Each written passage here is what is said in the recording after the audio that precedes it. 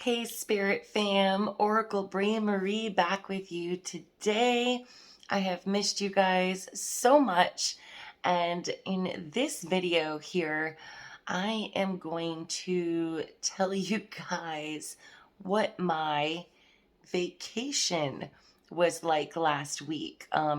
Remember my video that I was taking about 4 or 5 days off, going up north, getting a cabin with my family. My husband's only vacation since last Christmas. We have been very much looking forward to this trip.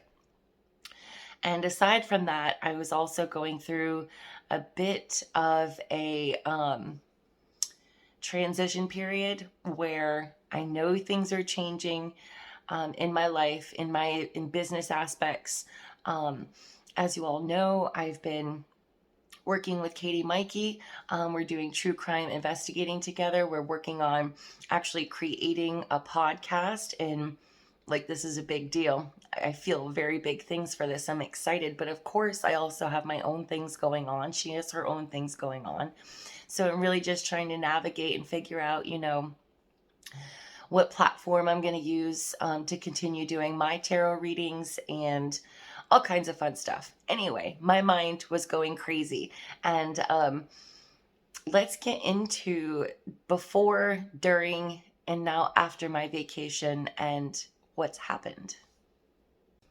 So on Sunday, not yesterday Sunday, but last Sunday, which I can't believe it's already been a week, but so that Sunday night, I'm writing my list of all of my readings that well, not all of them, but some readings that I've fallen behind on, and some things that I had to play catch up on. That Monday was going to be my day to catch up on any and all readings that I had hanging out there.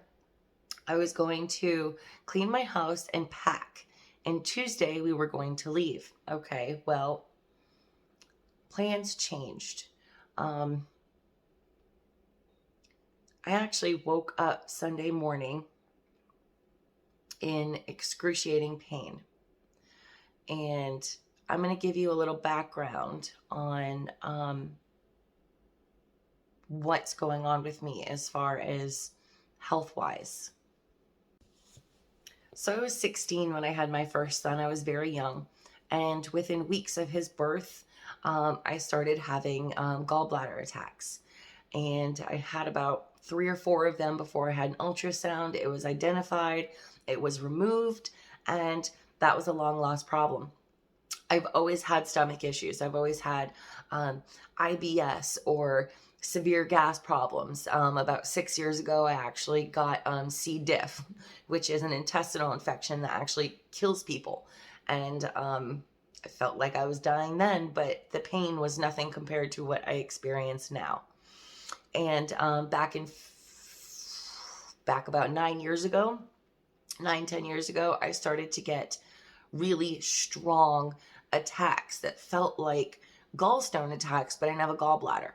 And this was back up when I was living in Maine. I had a few emergency room visits. I was supposed to have a scope down my throat, and life brought me different places. I ended up in Texas. I ended up, still having stomach issues, but they were resolving themselves. It wasn't emergency room worthy. And it just kind of got put to the wayside for years and years and years. Now, fast forward to this year. Suddenly, I don't have health insurance right when I need it the most, more than ever. I was on my husband's insurance in Texas, and then I was on Medicaid up until my twins were about a year old. They're 2.5 now, so for about a year and a half, I haven't had insurance. Been fighting to get put on my husband's at his work. It just isn't, it's just not in the stars for me right now, is what it feels like. But, so back in February, I started to have a stomach attack. And when I say stomach, I mean like the upper area of my stomach. Like usually when you think stomach, you think belly. No, this was in my stomach. It felt like a gallbladder attack, but again, I don't have one. So I went to the hospital. The emergency room was in excruciating pain. They ended up giving me some drugs, which did not help, sent me home in the same amount of pain. And an hour later, I ended up being taken by ambulance back to the emergency room, where I actually was terrified to leave.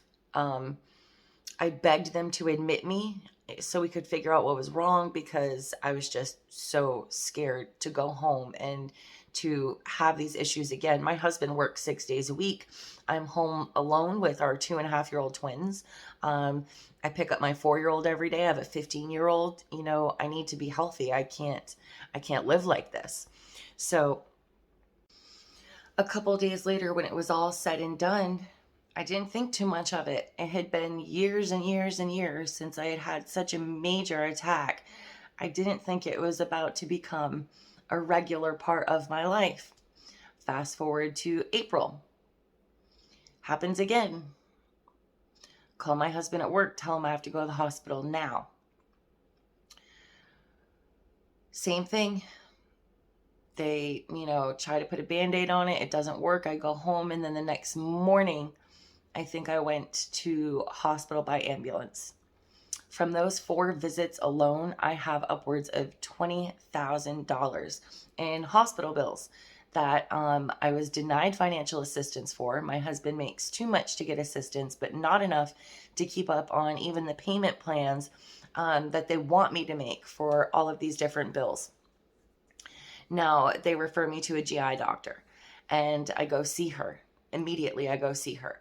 And she tells me that the CT scans that they took for me in the emergency room showed that I have a lesion on my liver that she wants an MRI done on. I need an EDG scope down my throat, which I've known that for 10 years now.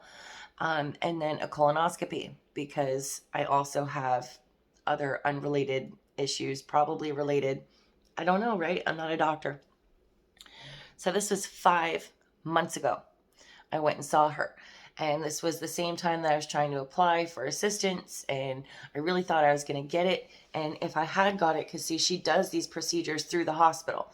So I have to have some sort of arrangement with the hospital. And I thought that I was actually going to get quite a bit of assistance. They had my hopes up and everything. And then I get denied, I get discouraged, and block it out.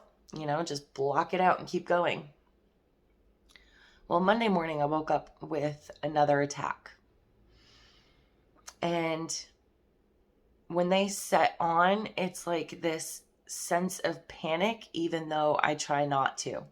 I try not to let myself, but it still instills in me this fear and this panic, because I know that I'm about to be in debilitating, excruciating, surreal pain that I wouldn't even wish on my worst enemy for an undisclosed amount of time. Just there's really no light at the end of the tunnel when it starts, because I never know when it's going to end or how long it's going to take.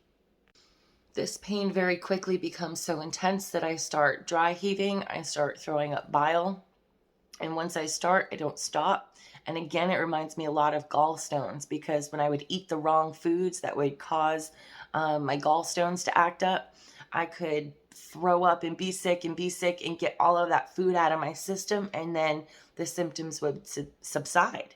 And this is not the case with this, with whatever's going on with my stomach. It's unbearable. It's excruciating, if I'm being entirely honest.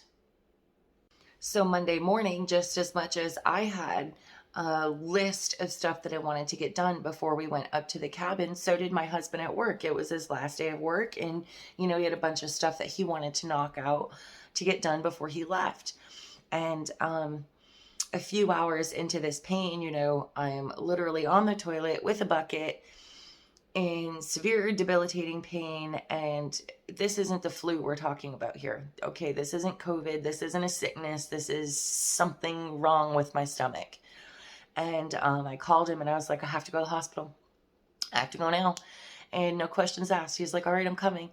I got, luckily, bless her soul, I got my neighbor to come over with our twins, because I have PTSD from almost dying when I was in labor, and then after, when I almost bled to death with my daughter Sarah about 4.5 years ago. And I have severe PTSD with doctors and hospitals in general.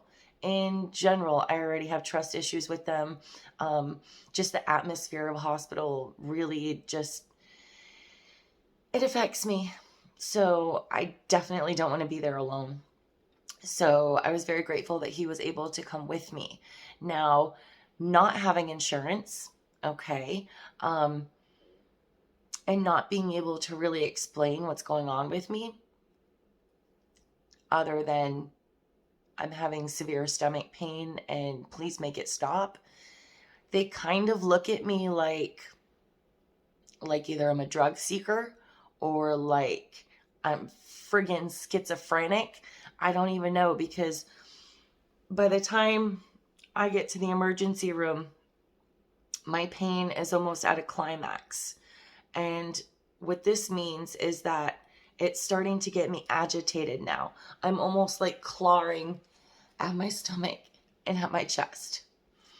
I'm hyperventilating because I can't breathe right, because for hours upon hours, I've been in so much pain, I can't even regulate my own breath anymore.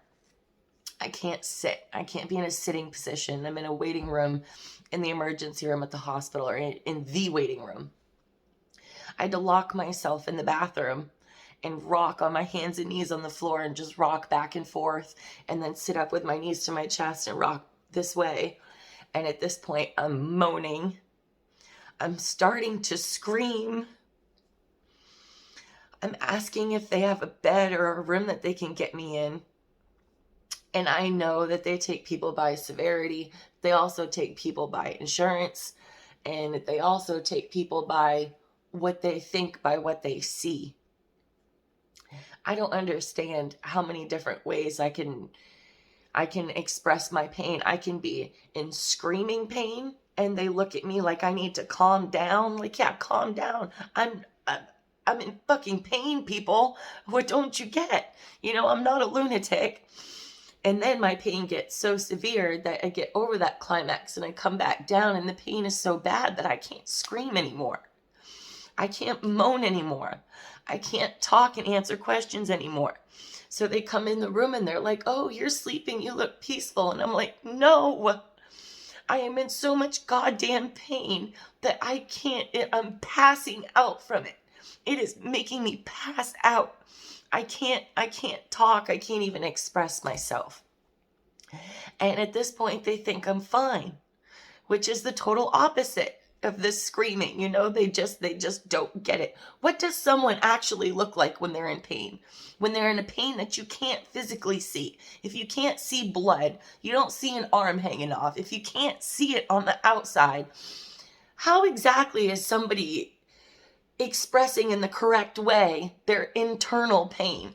I would just really like to know that. I would love to know that, because it doesn't seem to matter through all my many phases of pain and my many different ways of expressing this pain. All it kept coming back to was the same thing. Why won't anybody help me?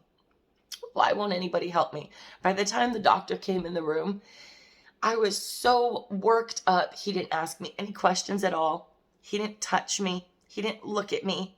He barely even paid me any attention. Didn't even try to seize my symptoms, let alone stop my pain. And then my worst fear sent me home in the same, if not worse, condition than I was when I went in. And I'm sorry for being so emotional. I've got to get this out there. If you are ever experience some sort of phantom pain or something's wrong with you and people don't listen, I am so sorry, because I know what that feels like, to be that helpless and to feel ignored. So anyway, I go home and I toss and turn, passing out in pain all night long. Pain is an understatement, okay? It's an understatement. puking and puking and puking. Nothing they give me for the nausea works because the nausea is caused by the pain. The pain is the root of the issue. I didn't necessarily want pain medicine. I wanted them to help me stop the pain. I've actually done so much research on my own, what I feel is my stomach condition, but I don't have those scope procedures to prove it. So when I'm asking for calcium channel blockers and certain things, they're looking at me like I'm fucking nuts. Again, they're looking at me like I'm nuts. And I know I'm not a doctor, but nobody knows your body better than you, right? Especially when you go into an emergency room and all they can do is put a Band-Aid on it, and they don't even try to do that. It's important to be able to explain to them what you think is going on, you would think, but it didn't seem to matter. It didn't seem to matter. So Tuesday morning, wake up. My 15-year-old and my husband were packing up the whole house. They were, because this trip was very important to me and all of us, and they're packing up the whole house, which is normally my job, and they were doing everything, and I'm still in bed in pain and puking. At this point, I had been vomiting bile for more than 24 hours. And I don't know if you've ever experienced anything like that, but once your body is throwing up for that long or trying to, whether it's, dry heaving or gagging or actual vomiting, it just wants to reject food. It doesn't want any food. It doesn't want liquids. It doesn't know what it wants at this point. And I was still experiencing the pain. So they did give me some painkillers to go home, which finally started to help me around Tuesday afternoon. And I finally started to think, it was coming to an end. I was able to eat some broth. A couple hours later, I was able to eat some noodles. I was keeping liquids down. My pain was subsiding. I was feeling pretty good. I'm like, okay, I'm weak. I'm lethargic. But let's go. We've been waiting for this cabin for 6 months. Been waiting for my husband to have this time off work, forever. Kids were excited. We're all excited. So we drive an hour up there. We get there late Tuesday night. I'm still feeling okay. Like I said, I'm lethargic. I'm very, very weak. But I'm okay as long as, every couple hours I try to get something, a bite of something in me. Wednesday morning, I wake up and it starts all over again. And I remember telling my husband, I'm not strong enough to do this again because these attacks wipe everything out of me. Like it completely drains me of any and all energy, physically, spiritually, emotionally, mentally, any which way, shape, and form. And I knew I couldn't do it again. And I knew in my soul that nobody was going to help me, which is the worst fucking feeling. The worst feeling. So I tell him I need to go back. It had gotten so strong again that I needed to go back to the emergency room. And now if I have an attack right now today, I'm not even going to bother. I'm just going to slowly wither away in my bedroom because I don't see the point. There's no point in trying to get help when there is no help. Except for $20,000 in hospital bills. That's the only help they've given me. But it was a different hospital than I was used to, so I had a little bit of hope. I had a little bit of hope that they would treat me different. And they started to. They got me in there quick. It was real quick. They got my IV in right away. I was like, yes, I knew I needed fluids. But the more you ask them to take the pain away, the more they look at you like, what pain? You don't have any pain? Jesus, let me ask you real quick. If I were a drug seeker, wouldn't I come up with a different fucking excuse every time I came into the emergency room? Would I seriously tell you guys the same shit every single time I go in there? Does that even make sense? I don't think so. Ugh, it's just so aggravating. Anyway. They also do nothing for me. And at this point, I feel like I'm dying. I'm on day 3. And I tell my husband that I feel like I'm fucking dying. I can't take this anymore. And I don't know when it's going to end. And I'm throwing up again. I have nothing left in me to throw up. And I don't know what else they gave me at the hospital, but I had a very dark day on Wednesday. We get back to the cabin, and my husband, it rained all week. That Hurricane Nicholas that came to Texas, it rained all friggin' week down here. So even if I wasn't sick, it was just always something, you know? But he took the kids and they tried to go to the game room and, do some stuff. Well, I lay there feeling like I'm dying in bed. And at this point, death is all I can think about. Literally all I can think about. The many different ways that I could die. It's a horrible thing to say. I have children. Of course I want to be here for my children, but my suffering was to such an extent that life didn't even seem like an option anymore. And all I could think about was the quickest way to go. I know it sounds dramatic, but I laid there all day thinking of different ways that people would find me everywhere. Not that I would ever do anything to myself, but I just couldn't take it anymore.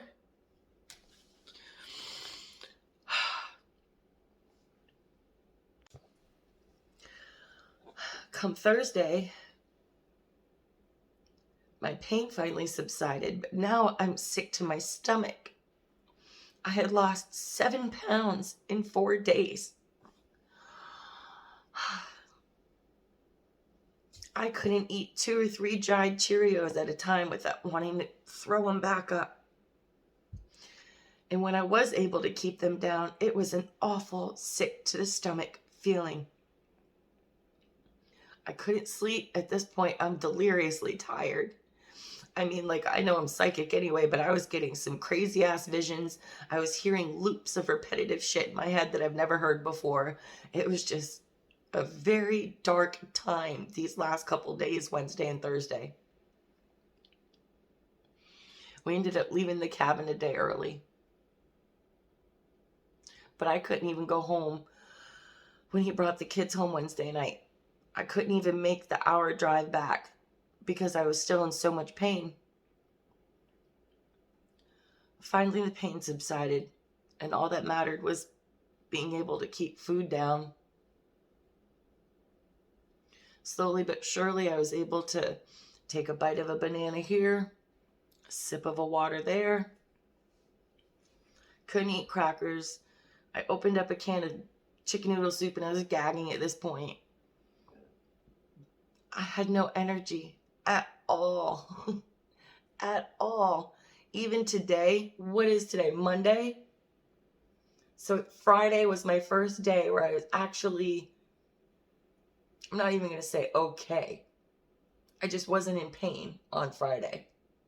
I was starting to finally keep food in my system. Friday, Saturday, Sunday, Monday. Today is Monday. And I am still not 100%. I think I sit here with you guys at about 80. I'm close. I'm getting back there. I am. But am I terrified in the back of my mind that I could wake up tomorrow and it could start all over again for 4 days, for 6 days, for 8 days? Yeah, I am. So, anyway, when I finally, I had to ignore my phone entirely from Monday through Friday. I couldn't answer messages from my own parents, from my own good friends. I wasn't here. I couldn't be. All that time I was like, I'm going to go to the cabin. I'm going to figure my shit out. I'm going to spend some time with my family. Nope. I got to stop trying to plan shit, right? I plan to plan. And the universe is knocking me off at my feet, cutting me from the legs down, saying, just go with it. I haven't had much of a choice. But so today I sit here with you.